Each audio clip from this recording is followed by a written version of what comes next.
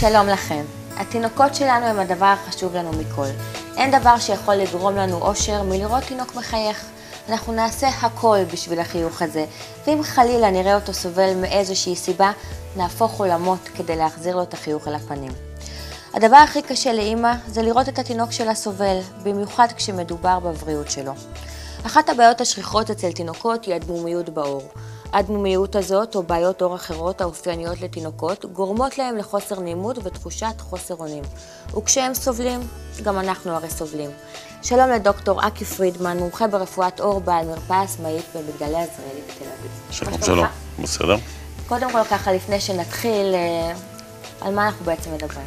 ישנם בעצם שני סוגים עיקריים של מחלות. ישנן המחלות שאנחנו קוראים להן מחלות מולדות, וזה מחלות שהילדים או נולדו איתם או שהופיעו בשנה הראשונה, ומחלות נרכשות שיכולות להתחיל בגיל מאוד מוקדם, והנפוצה אולי המוכרת ביותר לקהל זה המחלה שנקראת אטופיק דרמטיטיס, או כפי שהקהל מכנה אותה, אסתמה של העור. מה התסמינים שלה באמת? היא בדרך כלל מתבטאת בעיקר בעור מאוד מאוד יבש, אזורים שבגלל היובש, בגלל הגרד של הילד, הופכים להיות פצועים.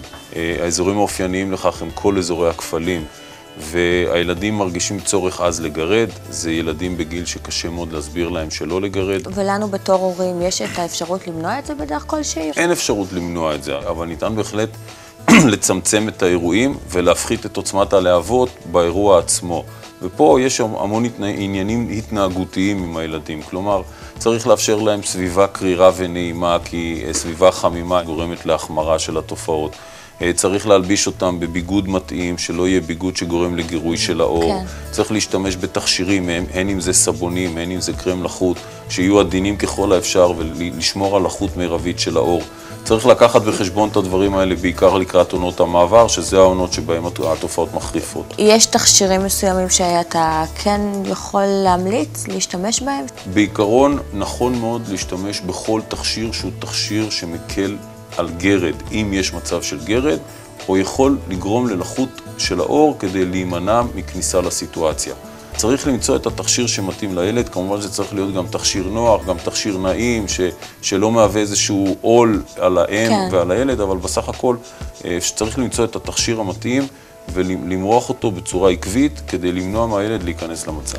אז נודה לדוקטור אקי פרידמן. תודה רבה. תודה רבה לך, ותודה לכם על הצפייה.